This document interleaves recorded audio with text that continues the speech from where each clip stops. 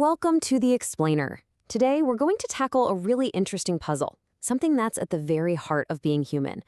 We'll be looking at it through the lens of modern science and some really profound ancient Eastern wisdom to figure out why our amazing, super evolved minds so often feel like they're at war with themselves. I mean, if you look at it from a scientific point of view, we humans are kind of the crown jewel of evolution, right? You could picture us as the tallest, most complex tree in this huge forest of life. Our brains have been shaped over millions of years into these incredible tools. And these tools give us what you could honestly call evolutionary superpowers. A huge part of this is thanks to our highly developed prefrontal cortex. That's the command center, you know? It's what lets us think abstractly, create these intricate languages, build entire civilizations. It's really what sets us apart from every other creature on the planet. Okay, but this leads to the big paradox we're digging into today. If evolution gave us this incredibly sophisticated mental toolkit, why are we so good at making ourselves miserable? Why is there this constant inner battle between what we know we should do and what we actually end up doing? So, to really get to the bottom of this, we've got to shift gears a little. We need to look away from external biological evolution and turn inward to our own internal landscape. And for that, we're going to use the timeless map provided by Vedantic philosophy. It's an amazing framework for understanding what's going on inside.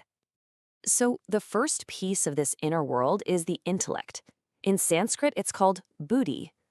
The best way to think of it is like a perfectly sharpened, refined sword. Its whole job is discernment, the ability to use reason to cut through all the noise and confusion and to separate what's real from what's not.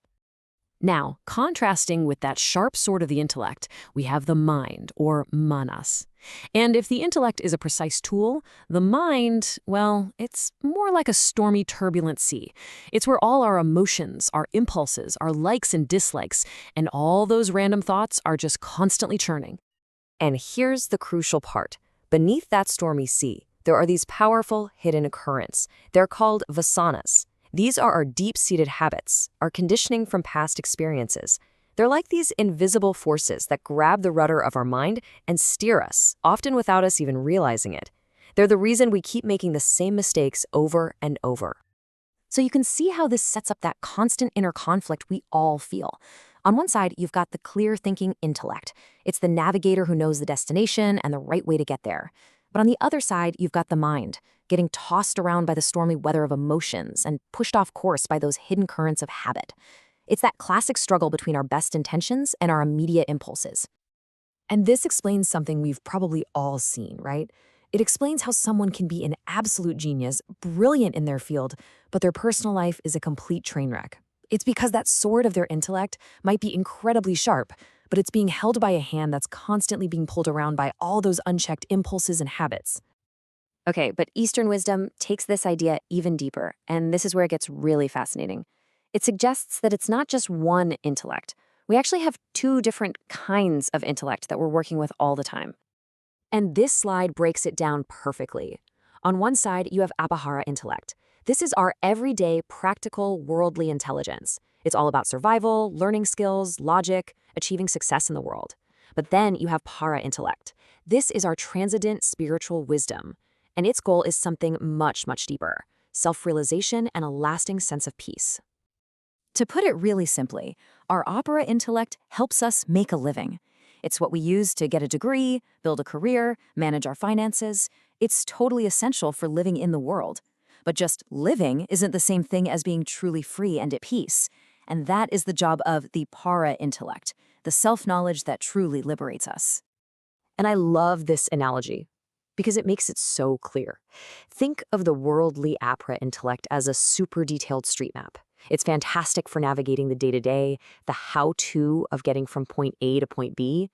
But the spiritual Para intellect, that's your compass. It doesn't show you every single turn in the road, but it always points you toward your true north. It answers the ultimate question of why you're even on the journey. So the big question is, if we want to get better at consulting our inner compass and not just blindly following the map, how do we do it? How do we actually cultivate this deeper para-wisdom?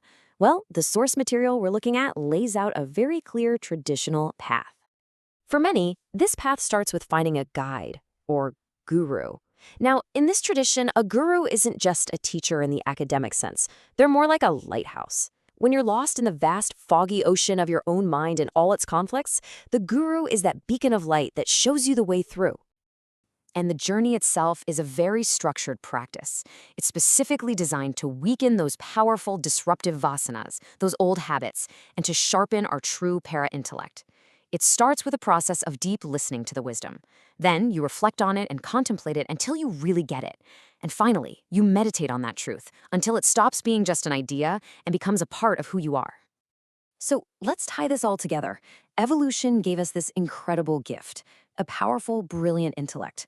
But that same gift created an internal battlefield, a constant tug of war between our higher reason and our deep-seated habits. The real key here is understand that worldly success is not the same thing as spiritual wisdom, and that finding a genuine, lasting peace only comes when we consciously choose to cultivate that deeper spiritual intellect. And that really leaves us with one final thought to ponder.